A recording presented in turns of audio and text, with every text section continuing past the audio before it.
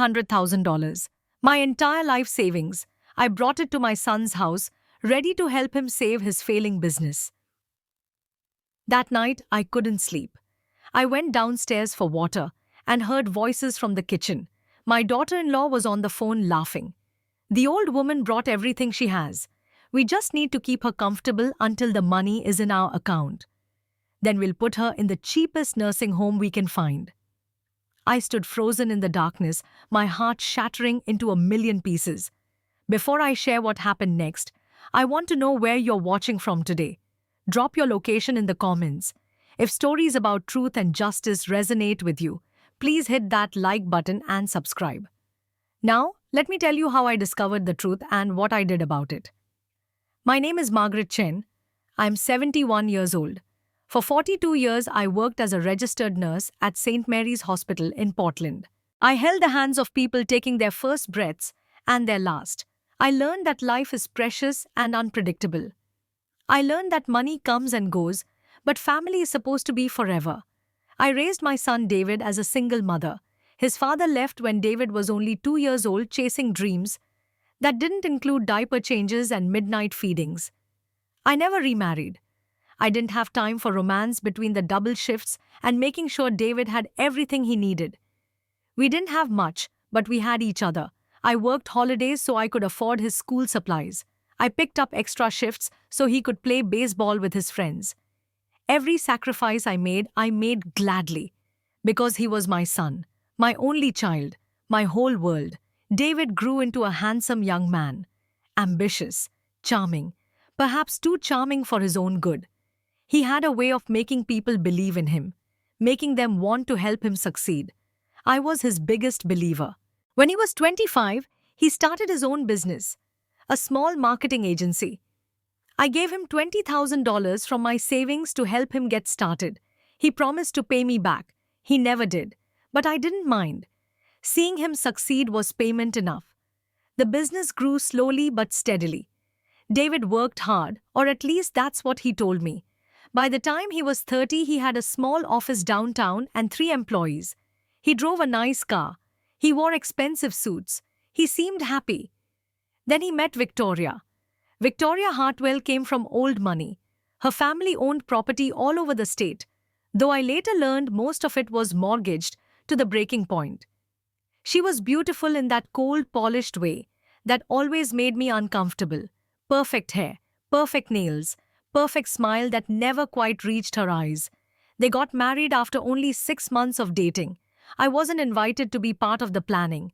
I was told where to show up and what to wear.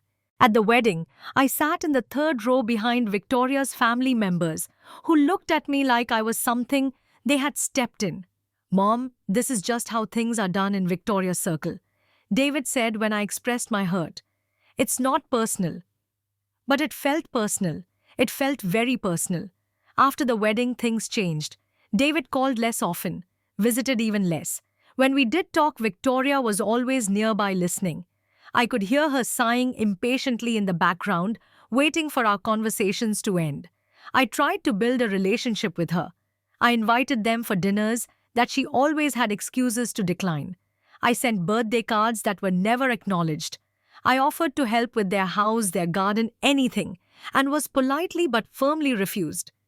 "Victoria likes things done a certain way," David would explain. "She's not trying to be rude, Mom. She's just particular." Particular. That was one word for it. 5 years passed like this. Occasional phone calls. Even more occasional visits. I watched my relationship with my son erode slowly, like a hillside losing ground to the ocean. I told myself it was normal. Children grow up. They build their own lives. They don't need their mothers hovering. But I missed him. God, how I missed him. When I retired at 68, I had managed to save $320,000. Not a fortune, but enough to live comfortably. I had my small house paid off after decades of mortgage payments. I had my pension and social security. I had my garden and my books and my weekly coffee dates with my nurse friends. Life was quiet, but it was mine. Then David called me 3 months ago. It was the first time he had initiated contact in over a year. "Mom, I need to talk to you. Something's happened." His voice sounded strange, tight, like he was trying not to cry. What is it, sweetheart? What's wrong? He told me his business was in trouble. A major client had filed bankruptcy, leaving him with unpaid invoices. Then another client left for a competitor. Then another. Within 6 months, his thriving agency had become a sinking ship. I don't know what to do, Mom. I might lose everything. The house, the cars. Victoria is threatening to leave if I can't fix this. I listened with growing alarm. My son had never sounded so desperate, so broken. How much do you need? I asked, before I could stop myself. There was a pause. Too long, calculated. 300,000 would save the business. I could pay off the debts, keep the core team, rebuild. But Mom, I can't ask you for that. It's too much. It was too much. It was almost everything I had. But he was my son, my only child. The baby I had rocked to sleep, the boy I had cheered at baseball games, the man I had watched marry a woman who looked at me like I was invisible. I'll bring the money, I said. We'll figure this out together. Really, Mom, I don't know what to say. You don't have to say anything, sweetheart. That's what mothers do. I didn't hear Victoria's voice in the background that day, but if I had, I might have noticed she wasn't sighing impatiently. She was probably smiling. I arrived at their house on a Tuesday afternoon. It was a beautiful colonial in the suburbs. 4 bedrooms, 3 bathrooms, a kitchen bigger than my entire first apartment. Victoria had decorated it in shades of grey and white, everything expensive and cold, and looking like no one actually lived there. David greeted me at the door with a hug that felt genuine. He looked tired, thinner than I remembered, dark circles under his eyes. Mom, thank you for coming. You don't know how much this means. Victoria appeared behind him, her smile perfect and warm for the first time I could remember. Margaret, welcome. We're so grateful you're here. Please let me show you to your room. She took my suitcase herself, a gesture that surprised me. She led me upstairs to a guest room with a comfortable bed, fresh flowers on the nightstand, and towels that looked like they had never been used. I hope you'll be comfortable here, she said. Stay as long as you like. I should have been suspicious. After 5 years of cold distance, Victoria was suddenly treating me like a beloved guest. But I wanted to believe. I wanted so desperately to believe that my sacrifice was bringing us closer together, that finally I would have the relationship with my son and daughter-in-law that I had always dreamed of. The first few days were lovely. Victoria cooked dinners. David spent time talking with me in the evenings.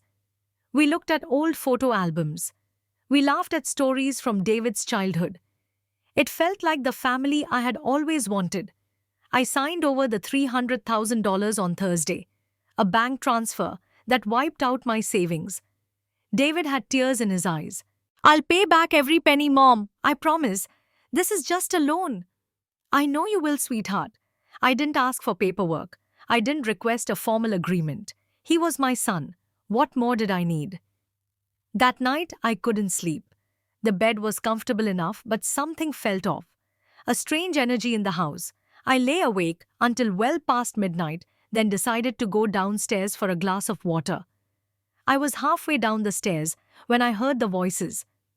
Victoria was in the kitchen. The light was on, casting a yellow glow into the dark hallway. She was on the phone, speaking in a low voice that I could barely make out. I should have gone back to my room. I should have pretended I heard nothing. But something made me stop. Some instinct from 40 years of nursing, of reading patients, of knowing when something was wrong. I crept closer, staying in the shadows of the hallway. 300,000, yes. She signed it over this afternoon, the whole thing. A pause while the person on the other end spoke. Victoria laughed. A cold, mean laugh I had never heard from her before. Oh, please. The old woman was practically begging to give it away. She's so desperate for David's attention. She'd sell her kidneys if he asked nicely. My hand flew to my mouth. I pressed myself against the wall, trembling. No, she doesn't suspect anything. We've been playing the perfect hosts. You should have seen her face at dinner tonight, like a puppy that finally got a treat. Another pause. Of course not. Once the money is safely in our account, and the business accounts are restructured, will tell her she needs to leave. There's a nursing home on the east side, Sunny Pines or something. They'll take anyone with a pulse, and the rates are practically nothing. The person on the other end said something. Victoria laughed again. David, please. He'll do whatever I tell him. He always does. The man has no spine. Why do you think I married him? He had a business, he had potential, and he had a mother with money. It was a perfect investment. She paused. Yes, I'll call you tomorrow after we've moved everything around. The lawyer says once the money is commingled with business funds, there's nothing the old bat can do about it. Sweet dreams. I heard the phone being set down. The light clicked off. Victoria's footsteps moved toward the back of the house toward the master bedroom. I stood frozen in the darkness for what felt like hours. My legs wouldn't move. My heart was pounding so hard I was sure Victoria could hear it through the walls. $300,000. My entire life savings. Given to a son who saw me as an ATM. To a daughter-in-law who saw me as an obstacle to be removed. Sunny Pines. The cheapest nursing home they could find. That was my reward for 42 years of sacrifice. I don't know how long I stood there. Eventually my legs started working again. I climbed the stairs, slowly, carefully, one hand on the railing to keep from falling. When I reached my room, I closed the door silently. I sat on the edge of the bed and stared at the wall. What was I going to do? I didn't sleep that night. I sat in the dark room thinking, planning. For the first time in my life, I wasn't going to be the naive, trusting mother who believed the best in everyone. By dawn, I had a plan. I packed my suitcase quietly, moving slowly to avoid making noise. Every item I had brought, I placed back in my bag. I checked twice to make sure I left nothing behind. No trace of Margaret Chen would remain in this house. At exactly 4:30 in the morning, I crept down the stairs. The house was silent. I placed my house key on the kitchen counter next to a piece of paper on which I had written only 3 words, I know everything. Then I walked out the front door, closing it softly behind me. I called for an Uber on my phone.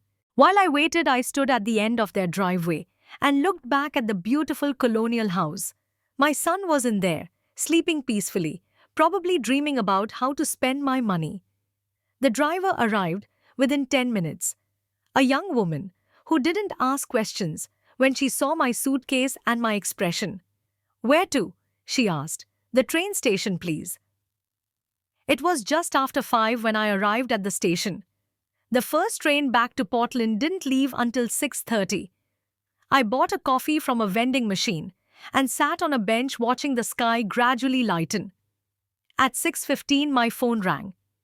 David. I stared at the screen until the ringing stopped. Then it started again. And again.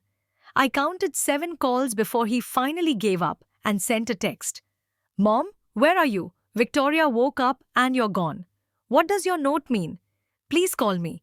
I turned off my phone. On the train home, I sat by the window and watched the landscape roll by. Fields, towns, rivers. The same route I had traveled, with such hope just 5 days earlier.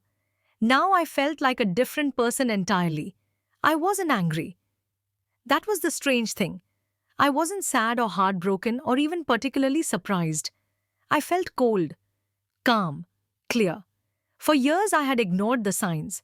Victoria's disdain, David's distance, the way they only called when they needed something. I had explained it away, made excuses, convinced myself that love was complicated and families went through phases. But some things couldn't be explained away. Some words once heard couldn't be unheard. The old woman was practically begging to give it away. A puppy that finally got a treat. The cheapest nursing home they could find. These weren't the words of people who loved me. These were the words of people who saw me as a resource to be extracted and discarded. I arrived home just before noon. My little house looked the same as always. The garden needed weeding. The mailbox was overflowing. Everything exactly as I had left it, as if nothing had changed. But everything had changed. I walked inside and sat at my kitchen table. The same table where David had eaten his cereal as a child, where I had helped him with homework, where we had celebrated his birthdays with homemade cakes. I thought about what to do next. The money was gone.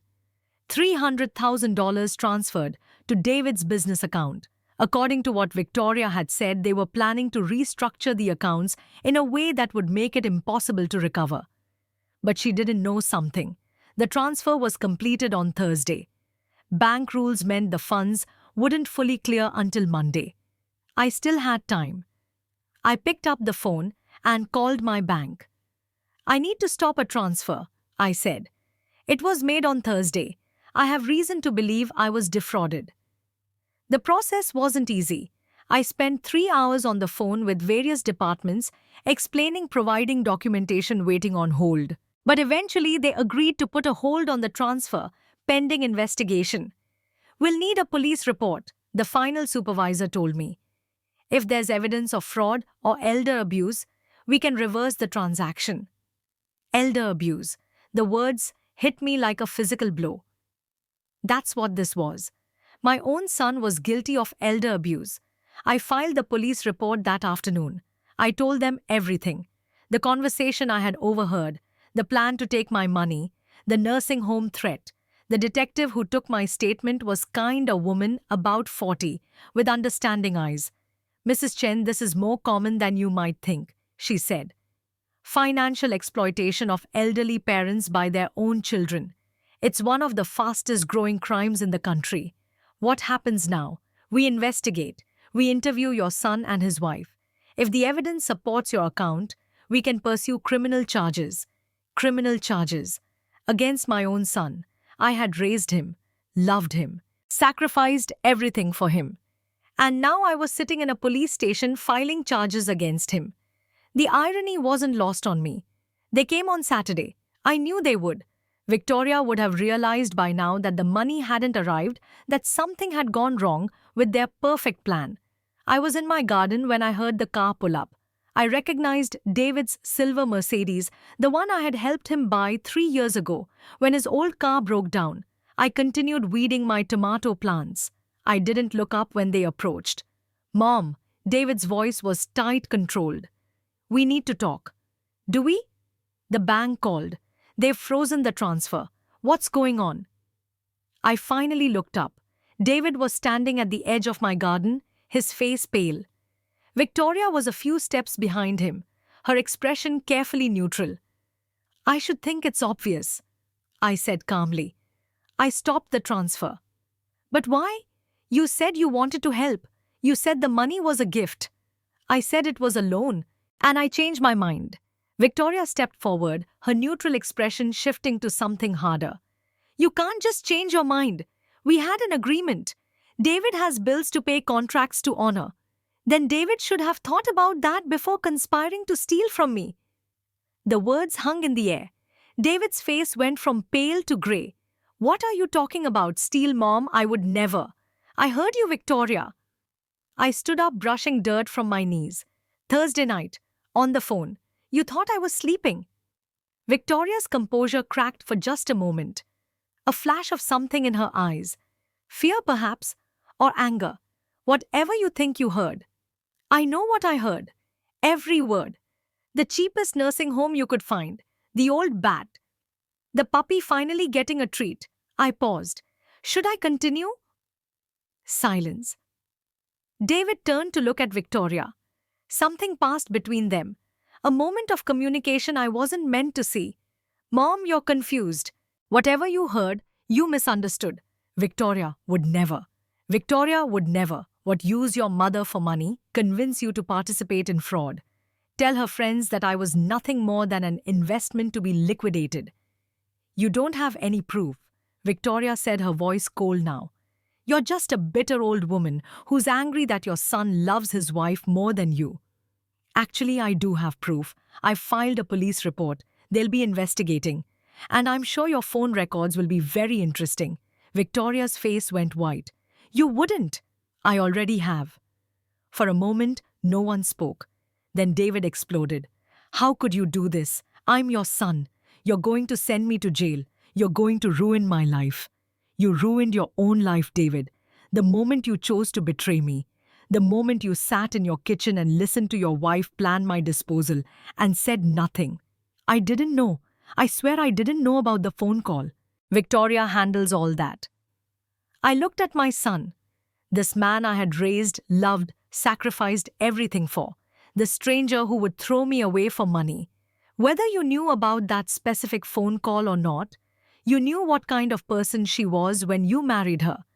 You knew what she thought of me, and you chose her anyway, every time. David opened his mouth to respond, but no words came out. Leave my property, I said quietly. Both of you, don't come back. Mom, please. I said leave. They left. Victoria grabbed David's arm and practically dragged him to the car. I watched them drive away, the silver Mercedes disappearing around the corner. Then I went back to weeding my tomatoes. The investigation lasted 3 weeks. The police interviewed Victoria's friends, examined phone records, reviewed financial documents. What they found was even worse than I had imagined. This wasn't the first time Victoria had done something like this. She had married twice before David. The first husband, a wealthy older man, had died under circumstances that were ruled accidental but suspicious. The second had divorced her after his retirement accounts were mysteriously drained. David's business wasn't failing because of bad luck or lost clients. It was failing because Victoria had been systematically embezzling from it for years, funneling money into personal accounts under her maiden name. My $300,000 wasn't going to save the business. It was going to disappear into the same black hole where the rest of David's money had gone. The detective called me with updates regularly. I learned more about my daughter-in-law in those 3 weeks than I had in 5 years of knowing her. None of it was good. Victoria was arrested on a Tuesday morning. Multiple charges, including financial fraud, elder abuse, and conspiracy. The judge denied bail after the prosecutor argued she was a flight risk. David was arrested the same day. He was charged as an accomplice, though the detective told me privately that they believed he was more of a victim than a perpetrator. Your son isn't a mastermind, Mrs. Chen. He's weak, easily manipulated. He genuinely seems shocked by some of what we've uncovered. Does that make it better? No, just different.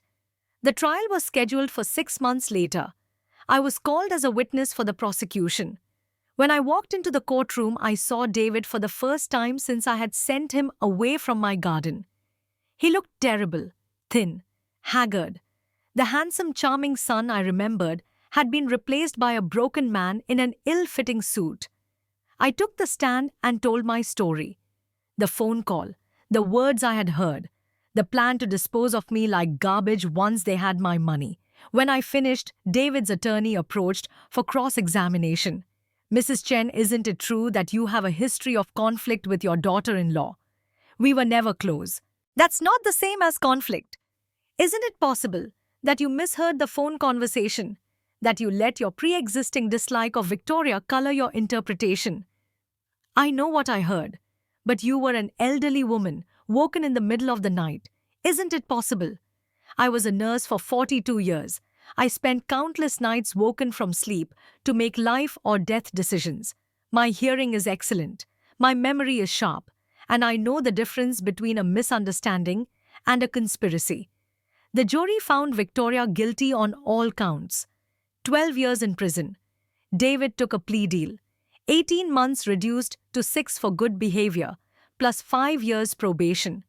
His attorney argued that he had been manipulated by a serial con artist, that he was as much a victim as I was. Maybe that was true. Maybe it wasn't. I honestly didn't care anymore. After the sentencing, I walked out of the courthouse into bright sunlight. I stood on the steps for a moment, breathing deeply, feeling the weight of the past year beginning to lift from my shoulders. Someone called my name. I turned to see a woman approaching. She was about 50, well-dressed, with kind eyes. Margaret Chen. Yes. My name is Helen. Helen Rothwell. I was married to Victoria's first husband. I remembered what the detective had told me. The wealthy older man who died under suspicious circumstances. I wanted to thank you, Helen said, for finally stopping her, for finally making her face justice. I'm sorry about your husband. He was a good man. He didn't deserve what she did to him, and neither did you. She paused. You're very brave, to stand up to your own son. Most people couldn't do that. I thought about that for a moment. It wasn't bravery, I finally said. It was survival. And maybe in some way it was mercy. If David had gotten away with this, he would have kept going down the same path. Maybe prison is the only thing that can save him. Helen nodded slowly. Maybe you're right. She shook my hand and walked away. I never saw her again. 6 months after the trial, David was released from prison. He served his minimum sentence with good behavior. I learned this from a letter he sent me, not from any personal visit. Dear Mom, I don't expect you to forgive me. I'm not even sure I want you to. What I did was unforgivable. I knew Victoria was using me, using you. And I did nothing because I was weak. Because I was afraid of losing her. Because I valued her approval more than your love. I have no excuses. I spent my time in prison thinking about the man I became. And I'm ashamed. I'm moving away, starting over. I'm getting help therapy to understand how I let myself be manipulated so completely. I want you to know that I'm not asking for money. I'm not asking for anything. I just wanted to say I'm sorry. I know those words mean nothing now, but I needed to say them. Your son, David. I read the letter 3 times. Then I placed it in a drawer and tried not to think about it. The months passed. I returned to my quiet life, my garden, my books, my weekly coffee dates with friends. I started volunteering at the hospital where I used to work, reading to patients who had no family to visit them. One day, about a year after the trial, I received another letter. This one was different. David had enrolled in community college. He was studying social work.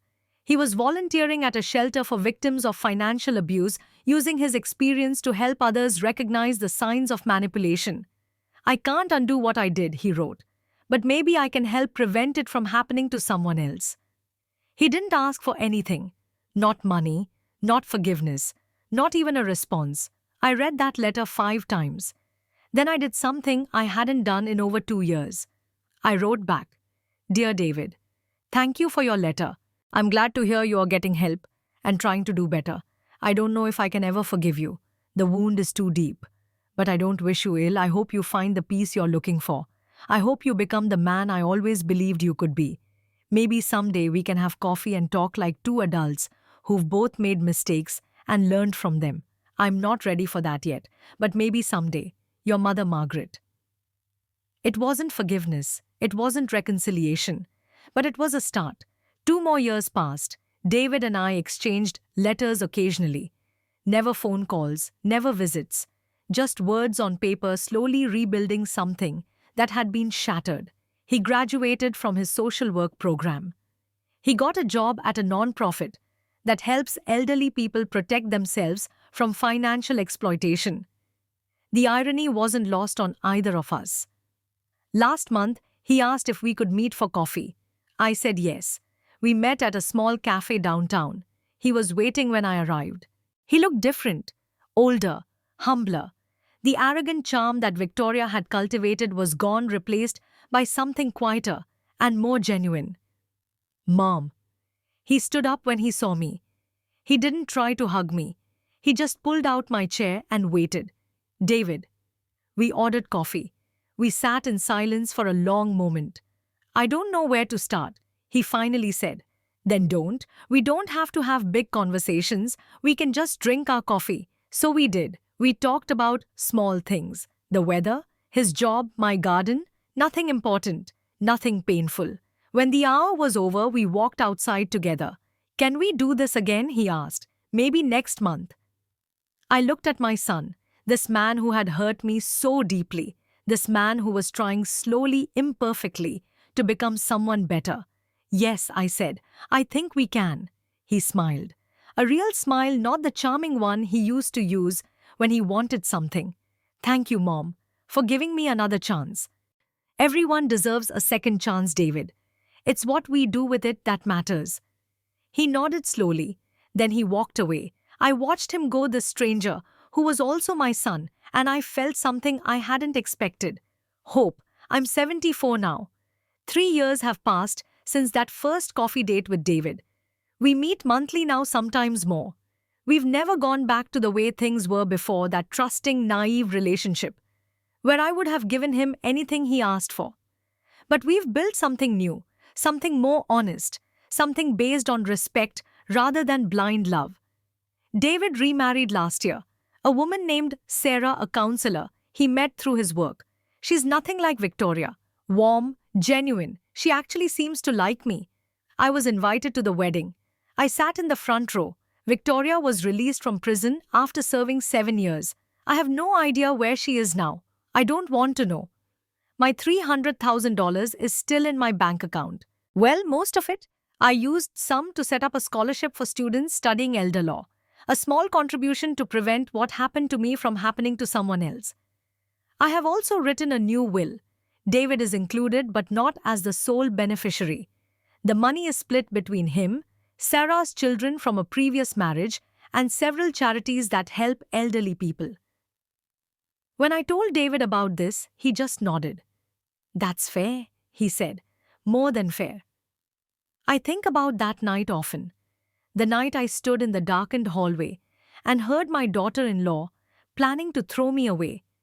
The night I made the decision to stop being a victim and start fighting back.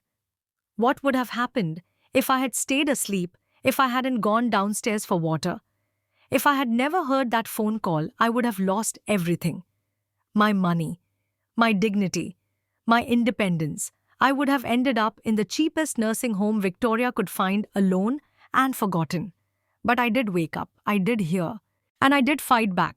That is the lesson I carry with me every day. It's never too late to stand up for yourself. It's never too late to demand respect. And sometimes the people who should love us the most are the ones we need to protect ourselves from. But I also learned something else. Something more complicated. People can change. Not always, not completely. But sometimes when they hit bottom hard enough, they can choose to climb back up. David will never be the son I dreamed of having. But he's trying to be a good man. And maybe that's enough. If you've made it to the end of this story, I want to ask you something. Have you ever had to protect yourself from someone you loved? Have you ever had to choose between family loyalty and self-preservation? I'd love to hear your experiences in the comments below. If this story touched your heart or made you think, please hit that like button. Share it with someone who might need to hear that it's okay to stand up for yourself, even against family. And subscribe to this channel so you never miss a story about truth, justice, and the complicated nature of love. Thank you for listening to my story. Thank you for being here. I wish you all the wisdom to see clearly, the courage to act decisively, and the grace to forgive when the time is right. Take care of yourselves. And remember, you are worth protecting. Always.